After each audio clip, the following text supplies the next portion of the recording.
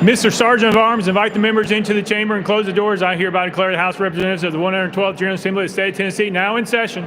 Will the members please stand? Would the visitors in the gallery please stand and remain standing through the Pledge of Allegiance? Representative Alexander will serve as chaplain of the day. Representative Alexander, you are recognized. Thank you, Speaker.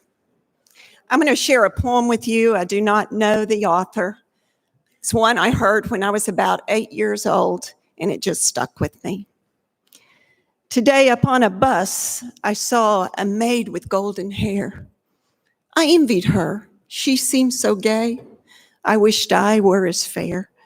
But as she rose, she hobbled down the aisle. She had one leg and used a crutch, but as she passed, a smile. Oh, Lord, forgive me when I whine. I have 2 feet. The world is mine. And as I journeyed through the day, I stopped to buy some chocolates on the way. The man who sold them to me was so kind. He said, "It's nice to talk to folks like you. You see," he said, "I'm blind. Oh, Lord, forgive me when I whine.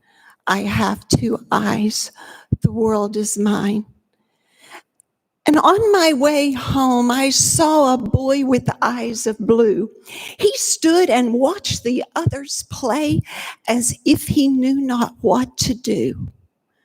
I said, "Why don't you join the others, dear?" He looked straight ahead, did not respond, and then I knew he could not hear. Oh, Lord, forgive me when I whine. I have 2 ears, the world is mine, with feet to take me where I go, and eyes to watch a sunset glow, and ears to hear what I should know. I'm blessed indeed. Oh, Lord, forgive me when I whine. I'm blessed. The world is mine. Will you pray with me? Oh, Lord and God, we thank you for who you are, that you are King of kings and Lord of lords. We come before you today humbled that you would choose us to be your eyes, your feet, and your ears to our state. May you give us wisdom to do your will as we serve this great state of Tennessee. In Jesus' holy name, amen. Representative Alexander will lead us in the Pledge of Allegiance. Salute, pledge. I pledge allegiance to the flag of the United States of America and to the republic for which it stands, one nation, under God, indivisible, with liberty and justice for all. Mr. Clerk, please take the roll. Roll call.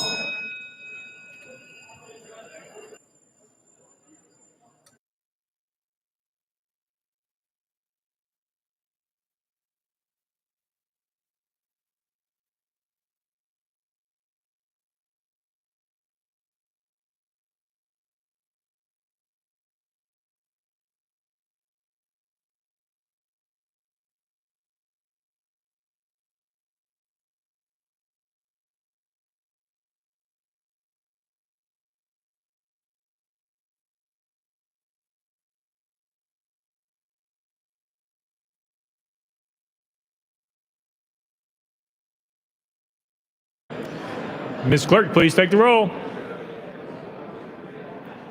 Mr. Speaker, 90 members present. Let the journal reflect that Representatives Byrd, Sexton of Granger, Carter, and Lafferty are excused. Next order, Mr. Clerk. Welcoming and honoring. Welcome and honoring anyone seeking recognition. Representative Hall. Thank you, Mr. Speaker. Today, I'm honored to have the former state representative of the 24th District and the current mayor of the city with spirit, Cleveland, Tennessee. Could you please welcome Kevin Brooks?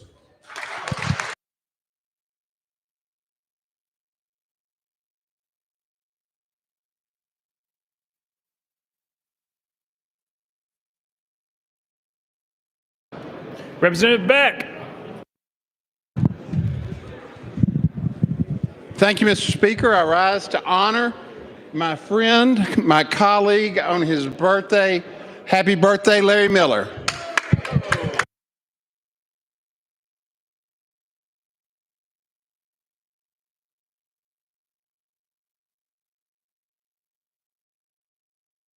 Representative Carr.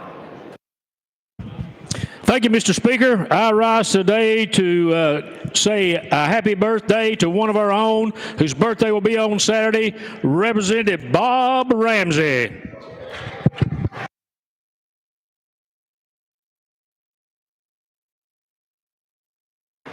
Representative Cochran. Thank you, Mr. Speaker. Yeah, if I could have the members' attention, I know we just mentioned former Representative Kevin Brooks being in the chamber today. He's actually here to help us honor a very special member of our General Assembly family, which is Miss Celeste Thomas, my assistant, and she has been an employee here at the General Assembly for 36 years. If she would stand. So I want to share. So we're going to bring her back. We're going to bring her back and officially honor her on the House floor with a resolution as soon as we are kind of past our COVID protocols. But if you'll bear with me 1 second, I'm going to share just a couple quick things from her honorary resolution. Celeste actually entered the General Assembly in January of 1973 when Ned McWhirter was the Speaker and leisure suits were all the rage and fashion. She, in the course of her illustrious career with the House of Representatives, she's worked under 8 governors, eight speakers, and 19 members. If you extrapolate that out, she served over 1 million Tennessee constituents. She is invaluable to my office. She, again, just a friend, a confidant, and just a fine Christian example to everyone in the General Assembly. Like I said, we're going to bring her back and honor her officially. We're going to have a reception after session this morning on the 8th floor. Come up and have some cake and punch. But if you would not mind, stand and let's honor someone who has served a lot of Tennesseans.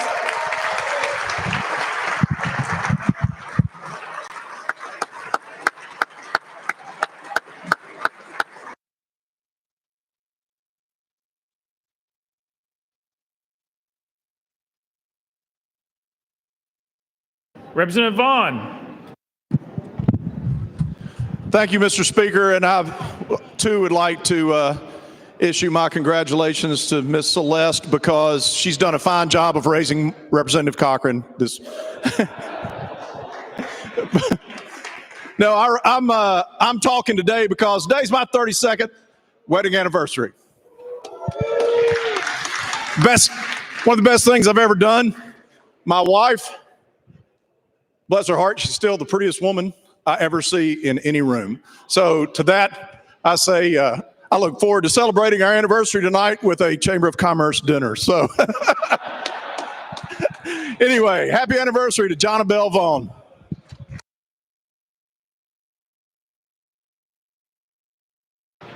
Representative Kumar.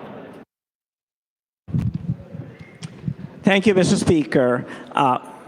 Very happy birthday to a Robertson County constituent and a valuable member of the Speaker's staff, Ms. Khaki Carringer.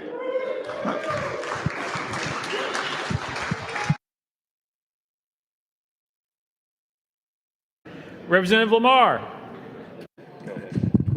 Thank you, Mr. Speaker. I would like to wish our youngest representative, Tori Harris, a happy 30th birthday on tomorrow. Happy 30th birthday, Representative Harris.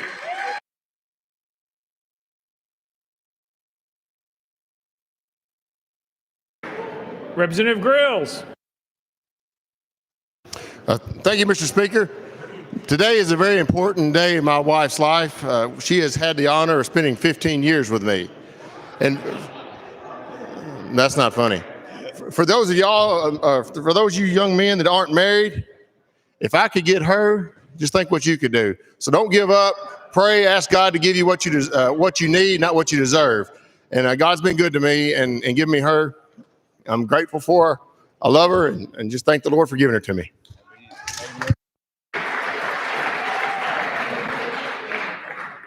Speaker Pro Tem Marsh. Thank you, Mr. Speaker. I'd like to wish a happy birthday to my seatmate, Mark White. Happy birthday, Mark.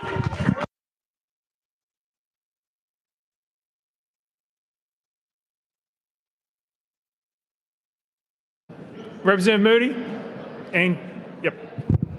We have a thing going on here. Go ahead. In approximately 15 minutes, Mr. Speaker and members, 30 miles down the road in Murfreesboro, the TSSAA, the AA girls state basketball or the girls state basketball tournament's going on.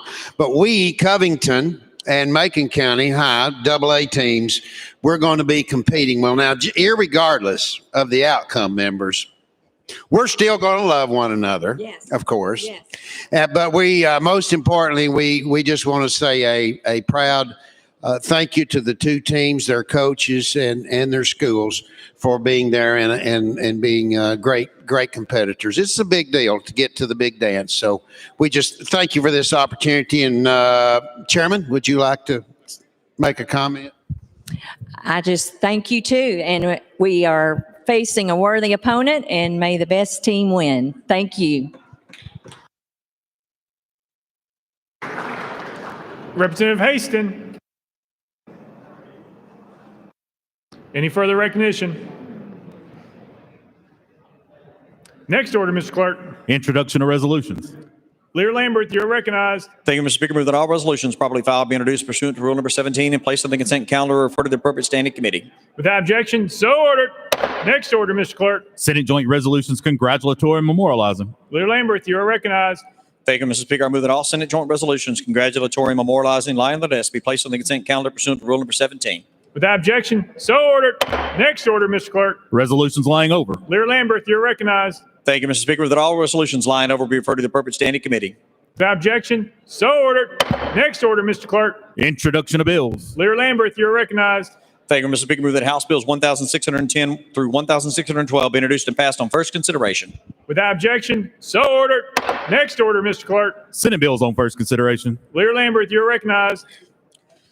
Thank you, Mr. Speaker. Move that Senate Bills 2285, 88, 203, 216, 243, 254, 268, 293, 311, 316, 406, 495, 534, 536, 541, 543, 544, 614, 694, 724, 738, 741, 1084, 1115, 1116, and 1122, transmitted by the Senate, be held on the desk pending third consideration of their companion House bills. Without objection, so ordered. Next order, Mr. Clerk. Senate bills on second consideration. House bills on second consideration. Lear Lambert, you're recognized. Thank you, Mr. Speaker. I move that House Bills 1,609 be passed on second consideration to be held on the desk or referred to the appropriate standing committee. Without objection, so ordered. Next order, Mr. Clerk. Petitions and memorials, reports from standing committees, reports from select committees, calendars. Mr. Speaker, the House has a consent calendar. Chairman Zachary, you're recognized. Thank you, Mr. Speaker. I move passage of the consent calendar on third and final consideration in keeping with Rule 50. Gentleman moves passage of the consent calendar properly second. Mr. Clerk, any objections been filed? Mr. Speaker, no objections filed. Anyone seeking recognition on the consent calendar?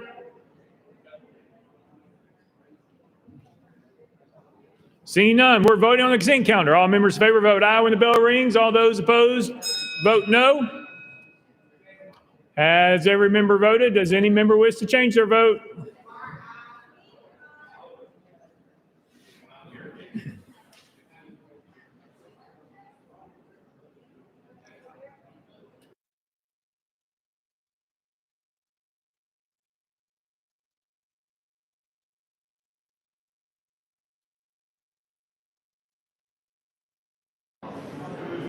Ms. Clerk, please take the vote.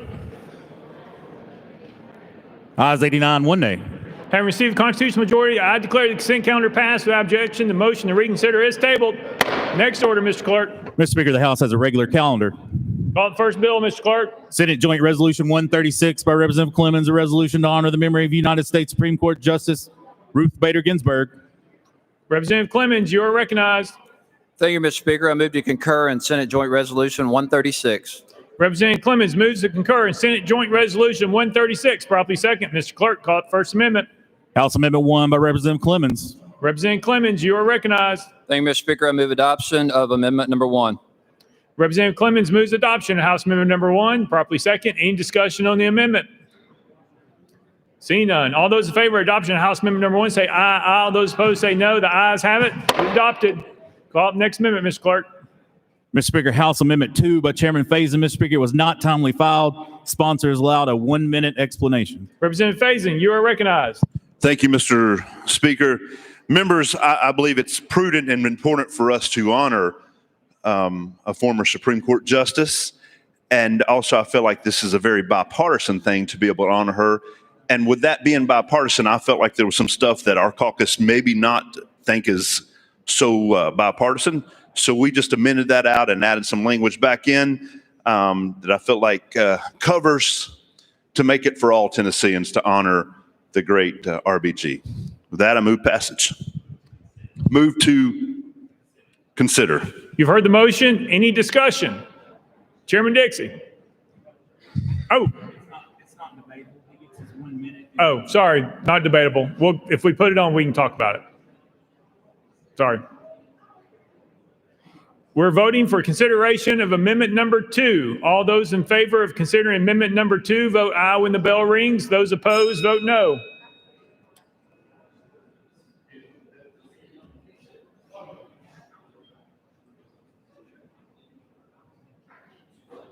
Has every member voted? Does any member wish to change their vote?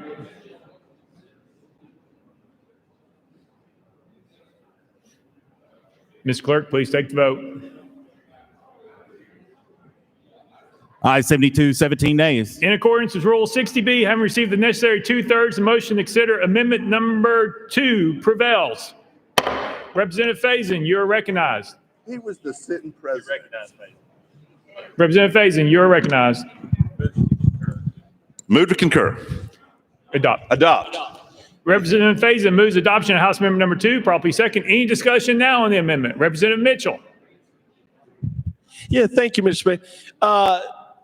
Representative, could you please tell us some of the significant changes you made? You know, I voted against considering because I didn't have a chance to read everything you may have changed.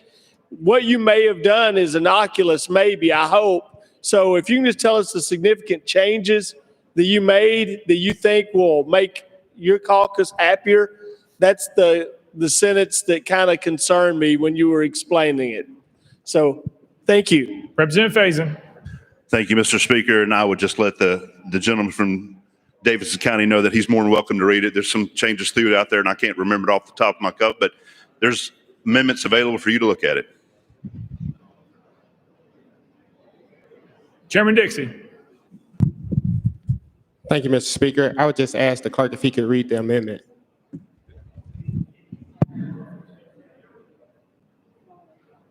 Do what?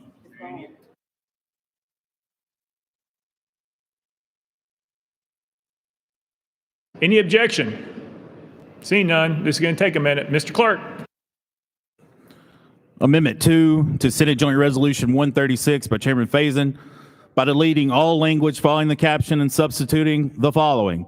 Whereas the members of this General Assembly were greatly saddened to learn of the passing of Ruth Bader Ginsburg, Associate Justice of the United States Supreme Court from 1993 to 2020, and whereas remembered as a jurist of historic stature and a tireless and resolute champion of justice by Supreme Court Justice John G. Roberts, Justice Ginsburg was the second woman and the first Jewish woman appointed to the Supreme Court in U.S. history, and whereas nominated to the Supreme Court by President Bill Clinton in 1993, Ruth Bader Ginsburg was noted for her pointed and powerful dissenting opinions and longevity on the court, and whereas the daughter of Nathan Bader and former Celia Amster, Ruth Bader Ginsburg was born on March 15, 1933, and grew up in the Flatbush neighborhood of Brooklyn, New York. And whereas Ruth Bader Ginsburg attended Cornell University on a scholarship during her freshman year, she met Martin Ginsburg, a fellow student who would become the love of her life. The couple were married in 1954 and enjoyed a lifelong romantic and intellectual partnership that endured until Martin Ginsburg's death in 2010. And whereas Justice Ginsburg graduated in a tie for first in her class at Columbia Law School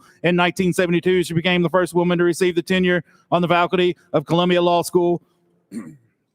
And whereas throughout her career, one of Ruth Bader Ginsburg's principal goals was the advancement of women's rights. To that end, she confounded the first U.S. law journal to focus on women's rights. And whereas Ruth Bader Ginsburg argued several cases before the Supreme Court that were to become legal landmarks, she presented 6 cases to the court between 1973 and 1978 and won 5, including Reed versus Reed 1971, which ensured that the 14th Amendment's guaranteed equal protection applied not only to racial discrimination, but to sex discrimination as well.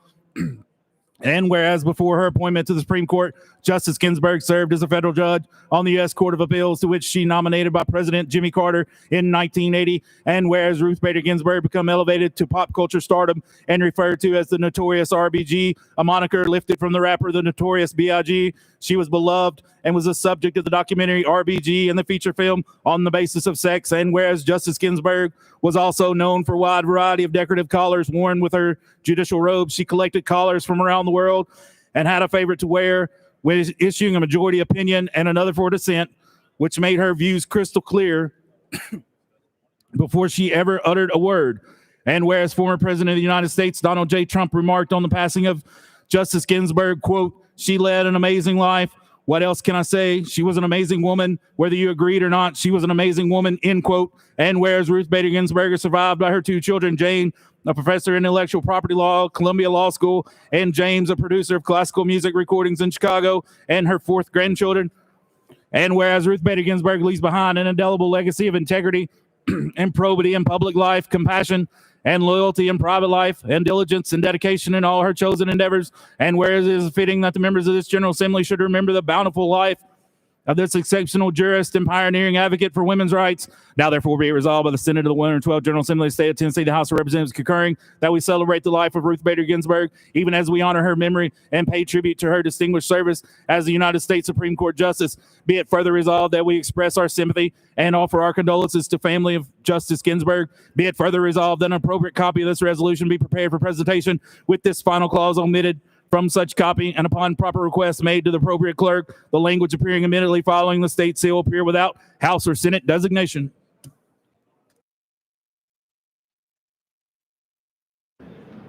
Any questions? Representative Mitchell. Yeah, like I said, thank you, Mr. Speaker. Like I said, I thought it was pretty innocuous, other than, I don't know why there's only one president referred to in here, and it's one, she had nothing to it. The one that's referred to the most in here is one that she had the least in common with, and I don't know why you had to add that in here, because that was against everything she was as a person.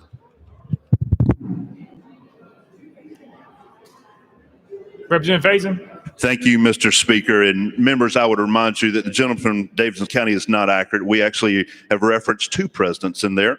And with that, I renew my motion. Any further discussion? Seeing none. All those, we'll put it on the board in all fairness. All those in favor of adoption of amendment number 2, vote aye when the bell rings. All those opposed, vote no.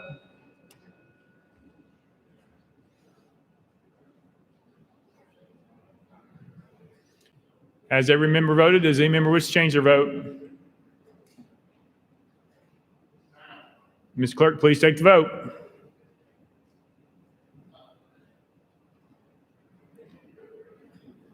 Aye, 74, 14 nays.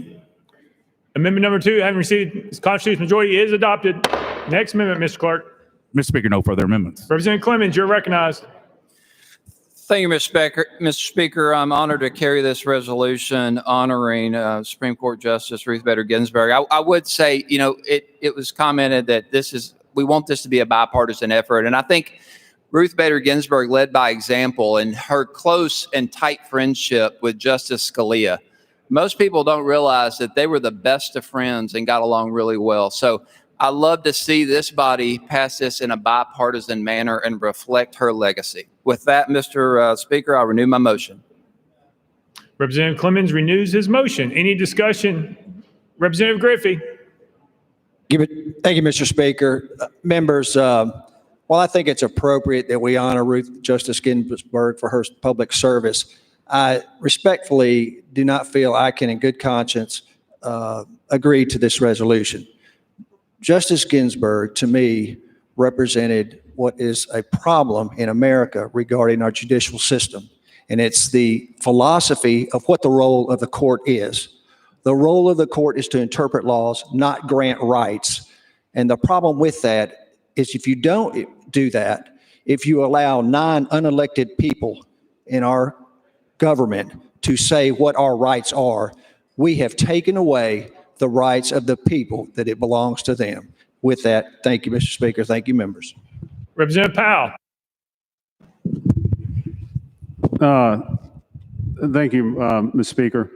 Sponsor, I just want to thank you for bringing this resolution. I think it's important that we honor those members that have served both the Supreme Court and the highest office of the land. I know some person I didn't always agree with, but I made a point of standing up and recognizing. It was after President George H.W. Bush passed away, and also when his wife passed away. I think that history looks fondly upon him in hindsight and a lot of different things that he did and led us through.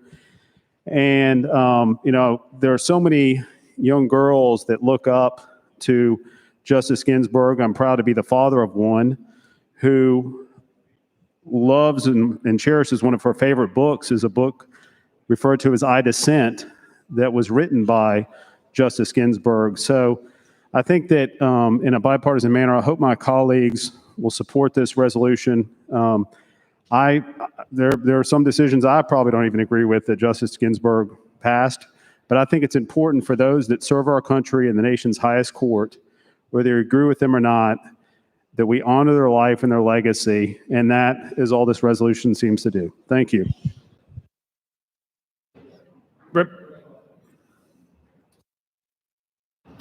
Speaker Pro Tem Marsh.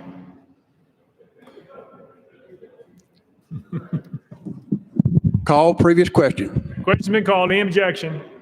Seeing no objection, we're voting. All those in favor of Senate Joint Resolution 136 as amended, vote aye when the bell rings. Those opposed, vote no. Has every member voted? Does any member wish to change their vote?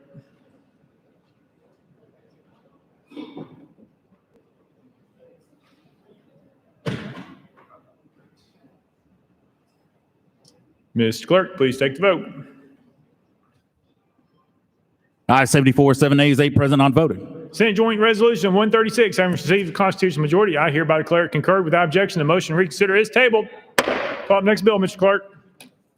House Bill 252 by Chair Lady Hazelwood, relative to electrical safety. Mr. Speaker, it was previously considered and reset for today's calendar. Chair Lady Hazelwood, you are recognized. Thank you, Mr. Speaker. I move passage of House Bill 252 on third and final consideration. Chair Lady Hazelwood moves passage, properly second. Mr. Clerk, any amendments been filed? Mr. Speaker, no amendments filed. Chair Lady Hazelwood, you're recognized. Thank you, Mr. Speaker. This bill is an electric safety worker bill. What it does is make sure that when we have generators that put power onto the grid system, that the local electric companies are aware of where those generators are, that there's a cutoff point so that no one inadvertently has power on a line, that when a power restoration situation is occurring and the lineman thinks the line is dead, if you don't have these cutoffs, and if you don't know where these electric producing instruments are, then you could have a tragic accident. I would note that only 3 states, Tennessee, Alabama, and Idaho, don't have this kind of legislation already on their books. So we're just truly getting in line with what others have seen the need to do before us. With that, Mr. Speaker, I renew my motion. Chair Lady Hazelwood renews her motion. Any discussion on the bill? Representative Stewart, you're recognized. Thank you, Mr. Speaker. Will the sponsor yield? Chair Lady Hazelwood. Madam Sponsor, I have a question about subsection G, which talks about a non-consumer owned electrical system not being liable for fines, penalties, injuries, or damages rising out of any person's installation, operation, or use of electrical equipment that delivers electricity to point of interconnection. My question is, I look back at the reference to person as defined in this code, and it seems to include not just people, but corporations, limited liability companies, and all the various corporate entities. To me, just reading this and reading the code, it looks like we're providing very wide liability protections to these corporations and other entities that are going to be engaged in electrical power activities. Why are we doing that? Chair Lady Hazelwood. Thank you, Mr. Speaker. The basic reason is because these are the corporations that are ultimately responsible for the power grid in those areas. If someone puts this kind of equipment onto the grid without following these guidelines, then this holds them harmless. They should not be held liable if some other entity has impacted the grid without their knowledge, without the approval, without going through the rules and regulations that are established in this legislation. Representative Stewart. Thank you, Mr. Speaker. Madam Sponsor, my question is, I look in the code, I don't believe that this liability protection for all these corporations exists in the Tennessee Code as it is stated today. We're creating a new set of liability protections. Is that the accurate reading of the statute? Chair Lady Hazelwood. Thank you, Mr. Speaker. I believe the code you're referring to is 65-25-102, and that defines persons, corporations, governments, basically anyone that is determined that delivers electricity to the point of interconnection. So again, that is the electric company in a particular area, whether that's NES in your area, EPB in mine, or Volunteer Electric, or any of the other electric cooperatives or electric companies that operate across the state. Representative Stewart. Well, here's what I hear you to be saying, is that we're creating a new liability protection for companies involved in delivering electrical current. Obviously, that is, common sense tells us that's a very dangerous activity. It's an important activity, and we need it to be done. I don't think it's a good idea to create liability protections in this area that we haven't had since the invention of electrical power. I think we've made it this far without creating these liability protections. And the problem is when you create these things, 2-3 years later, somebody gets electrocuted, something terrible happens, somebody's business burns down, and the lawyers go into the green books, and all of a sudden it turns out the Tennessee legislature made it impossible for that person to recover. And that, as you know, can be catastrophic for a family, catastrophic for a business person. So I think you have to be very careful. I'm going to vote against your bill because I just don't think we need to create a new set of liability protections applying to all these corporate entities. Thank you. Representative Shaw. Oh, sorry, Chair Lady Hazelwood. That's fine. Fast. Representative Shaw. Thank you, Mr. Speaker. One of my electricians just wanted me to ask, how does this affect individual electricians who have small businesses? How does this affect them if it does in any way? Chair Lady Hazelwood. This just would require if a small business or electrician is installing one of these generators for a customer, then they would have to follow the procedures laid out here. They would have to notify the electric company that they're going to be putting that generator in. They would have to put it in according to the UL requirements, and the electric company would have the ability to be present at the installation if they chose to do so. And there would have to be a cutoff point that the electric company would know about so that they could go, in the event of a power restoration kind of situation, that they could go know where that point was to disconnect that generator from the power grid so that there wouldn't be any inadvertent power generated back down the line that could cause a problem and a tragic accident for the line worker. Representative Shaw. Thank you, Mr. Speaker, and thank you. Thank you. Any further discussion? There you go. Seeing none. Oh, sorry. You ready? All right. Any objection to the question? Seeing none. All those in favor of House Bill 252, vote aye when the bell rings. Those opposed, vote no. Has every member voted? Does any member wish to change their vote?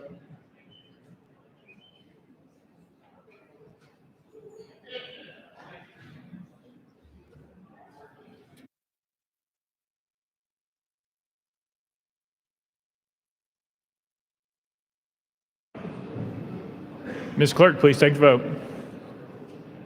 Ayes 85, 5 nays, 1 present, not voting. House Bill 252 having received constitutional majority, I hereby declare it passed without objection. The motion to reconsider is tabled. Call up next bill, Mr. Clerk. House Bill 395 by Chairman Boyd relative to workers' compensation, Mr. Speaker, was previously considered and reset for today's regular calendar. Please let the journal reflect Representative Farmer is excused. Chairman Boyd, you are recognized. Thank you, Mr. Speaker. I move passage of House Bill 395 on third and final consideration. Chairman Boyd moves passage properly second. Mr. Clerk, any amendments been filed? Mr. Speaker, no amendments filed. Chairman Boyd, you are recognized. Thank you, Mr. Speaker. House Bill 395 pertains to the Workers' Comp Exemption Registry, which is currently housed at the Secretary of State's office. It's being moved over to the Bureau of Workers' Comp under the Department of Labor. And in 2019, there were some changes as to how a person qualified to get on the list, leaving a little bit of ambiguity about some of the certificates that were out there. It's actually a 2-year certificate. So this bill simply states that a contractor, intermediate contractor, or a subcontractor that accepts a certificate from the Secretary of State's office between December 9th of 2019 and September 9th of 2021 is not required to carry workers' comp insurance, which is consistent with how the program works. Mr. Speaker, I renew my motion. Chairman Boyd renews his motion. Any discussion on the bill? Seeing none, any objection to the question? Seeing none. All those in favor of House Bill 395, vote aye when the bell rings. Those opposed, vote no. Has every member voted? Does any member wish to change their vote?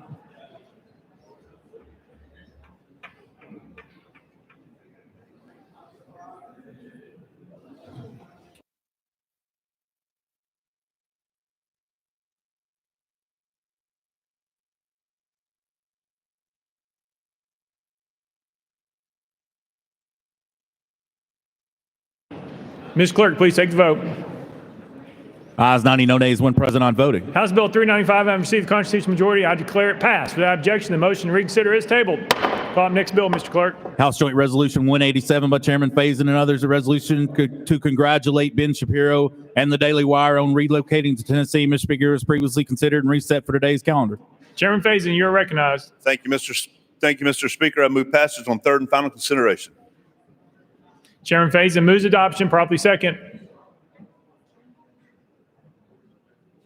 Mr. Clerk, any amendments been filed? Mr. Speaker, no amendments filed. Chairman Faison, you're recognized. I renew my motion.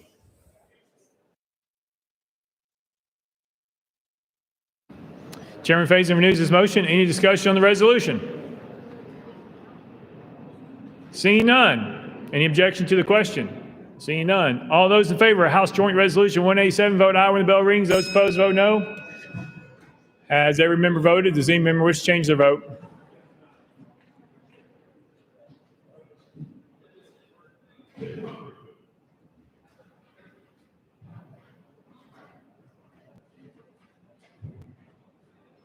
Mr. Clerk, please take the vote. Ayes 69, 21 nays, 1 present, not voting. House Joint Resolution 187 having received the constitutional majority, I hereby declare it adopted. Without objection, the motion to reconsider is tabled. Call up next bill, Mr. Clerk. Mr. Speaker, that completes the regular calendar. A little early. Next order, Mr. Clerk. Unfinished business. Unfinished business. Representative Akeem, you're recognized. Thank you, Mr. Speaker. I'd like to remove from the committee in the House, House Bill 634. You've heard the motion. Any objections? Without objection, so ordered. Leader Lamberth, you are recognized. Thank you, Mr. Speaker. I move that the rules be suspended for immediate introduction and consideration of House Resolution number 24. Ms. Clerk, read the caption. House Resolution 24 by Leader Lamberth, a resolution to approve annual events by certain 501c organizations in accordance with the provisions of Article 11, Section 5 of the Constitution of Tennessee and pursuant to the Tennessee Nonprofit Gaming Law. You've heard the caption. Any objections? Without objection, the rules are suspended. Leader Lambert. Thank you, Mr. Speaker. Members, this is the annual charitable gaming resolution that we pass each year. It's 46 pages. To the best of my knowledge, it includes all eligible organizations that have applied for through the Secretary of State to be able to conduct a raffle. It includes adult Easter egg hunts. It includes raffles for Friends of Allendale. It includes a variety of charities, and that's what the bill does. With that, Mr. Speaker, I move adoption of House Resolution number 24. Leader Lambert moves adoption of House Resolution 24. Properly second. Any objection to the question? Seeing none. All those in favor of House Resolution 24, vote aye when the bell rings. Those opposed, vote no. Has every member voted? Does any member wish to change their vote?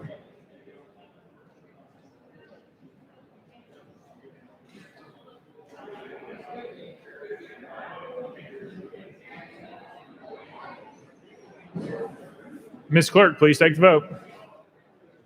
Ayes 90, no nays, one present, not voting. House Resolution 24, having received a vote in the affirmative by 2/3 of the members elected to the 112th General Assembly, I hereby declare it adopted. Without objection, the motion to reconsider is tabled. Leader Lambert, you are recognized. Oh, hang on one second.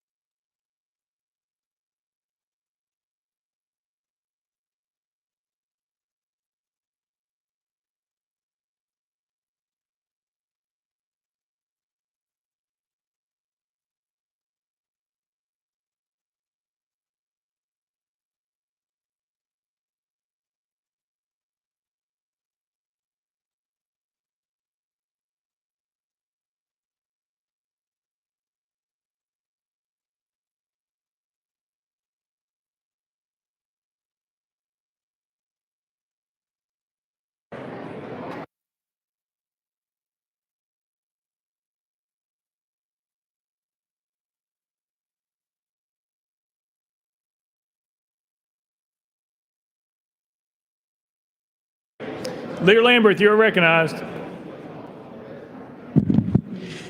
Thank you, Mr. Speaker. And early in the session here, and members, let me get your attention for just a moment, please. We have several committees that sometimes will meet past the deadline. So bills will come out of a committee from sub to full or from full to a different committee, and it happens after the deadline. It has happened with one of my bills. It will probably happen to several of your bills. If that happens late on a Wednesday, the protocol will be, please let the clerk know, and we will be happy to suspend the rules and put that on for the next week. We don't want members to be punished just because of when a committee might meet later into the evening conducting their business. So this is the first bill this has happened with this year, but it will probably happen with several other bills. We're just setting the precedent for the year, but you do have to request this. So if you have a committee that goes late into the evening, we will have several of these happen this year. Make sure before you leave that night on a Wednesday night, this is when it will happen on Wednesday evenings, to let the clerk know if you would like for us to suspend the rules on the floor and have it in the next committee the next week. So with that, Mr. Speaker, I move that House Bill 786 be heard in the Finance, Ways and Means Subcommittee next week. For the motion, any objection? Leader Camper. Thank you, Mr. Speaker. Mr. Speaker, I don't have an objection to what the member is doing, but could you explain what that bill is? What is this bill doing? Leader Lambert. This particular bill, and again, it's not the subject of this bill, but I did highlight it because of the subject of this bill. This bill deals with criminal justice punishments and firearms and Second Amendment rights. That's this particular bill. It happens to be the first bill that this has occurred upon, which is why I wanted to highlight the procedure, why we're doing it. It happened to come out after the deadline last night. Leader Camper. Thank you, Mr. Speaker. Thank you, Mr. Sponsor. And the point you're making is when this situation occurs, it's on the member to take this action and bring it forth to the clerk to make sure that it goes to the next committee. Leader Lambert. Absolutely, Madam Leader. That is exactly what it is. Any member, if your bill comes out too late in the evening on Wednesday, notify the clerk, request that we suspend the rules the next day, and it will move on the next week, and your bill will not have to set out a week. It's a procedural motion that any of us can do. This just happens to be the first bill it has happened on, but we have committees that are meeting later in the evening. And members, just so you know, we've had about 24 bills that we did this for to move from sub to full that missed the deadline over the last couple of weeks. So we've done that. This is the first opportunity where someone has asked on something that came out after deadline because the committee met afterwards to be considered. But to the leader's point, it would be up to the member to let the clerk know that happened and they'd like to progress. If they don't want to, then please don't let the clerk know. It's up to that member to make that decision. All right, you've heard the motion. Any objection? Without objection, so ordered.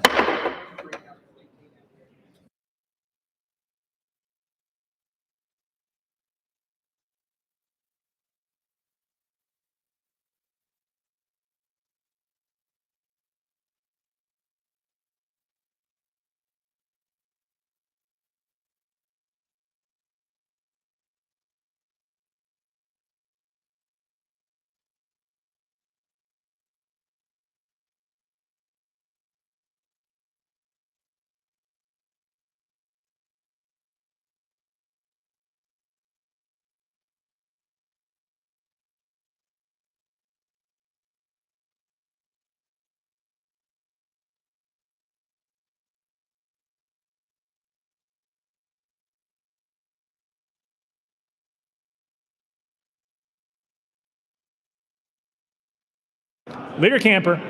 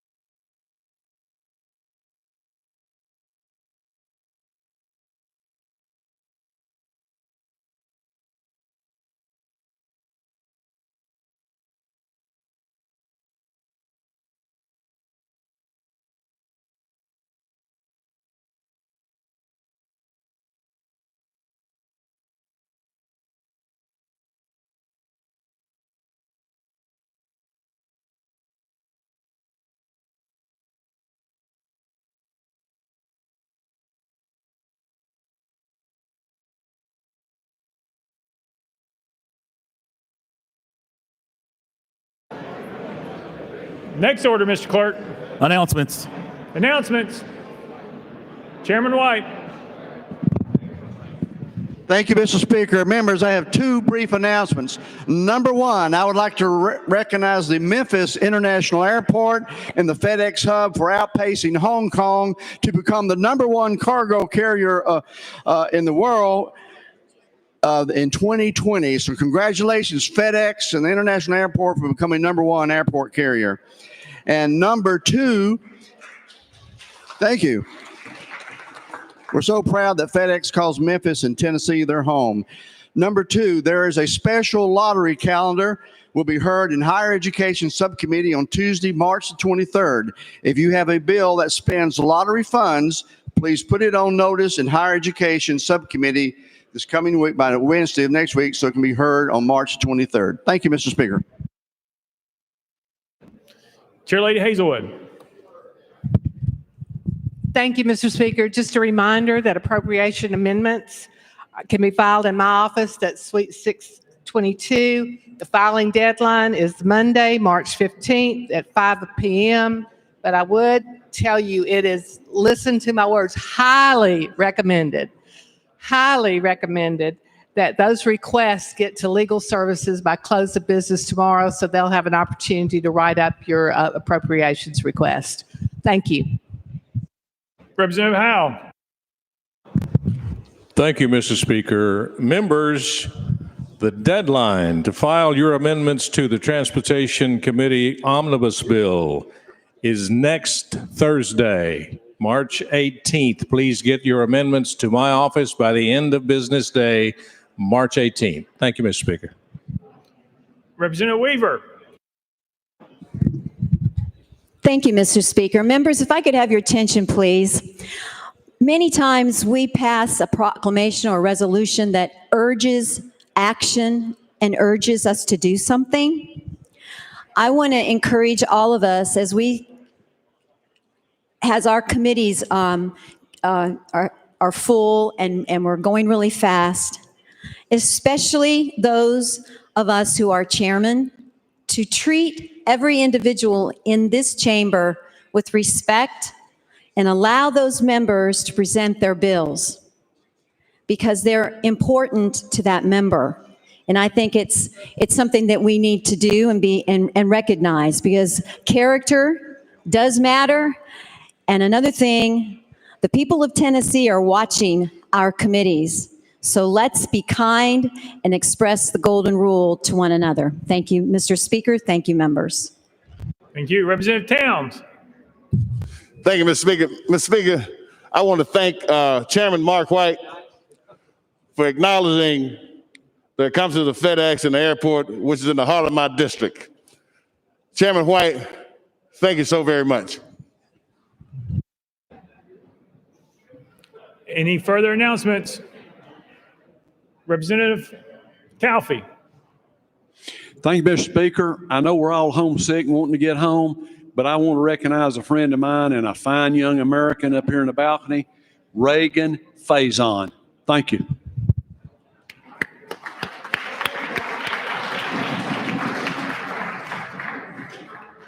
Representative Cochran.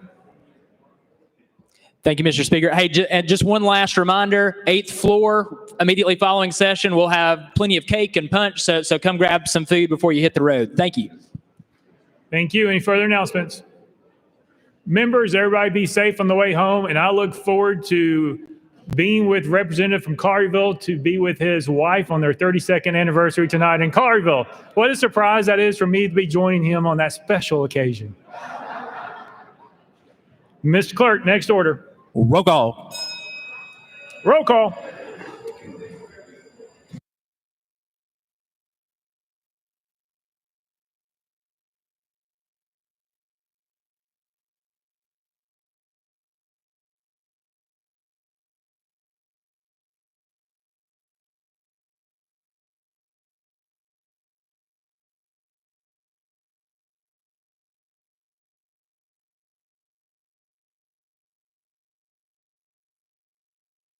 Ms. Clerk, please take the roll. Mr. Speaker, 91 members present. Next order, Mr. Clerk. That completes the regular order, Mr. Speaker. Leader Gant, you're recognized. Thank you, Mr. Speaker. I move that the House stand in recess until 5 p.m. on Monday, March 15th, 2021. Without objection, the House stands in recess till 5 p.m. on Monday, March 15th, 2021.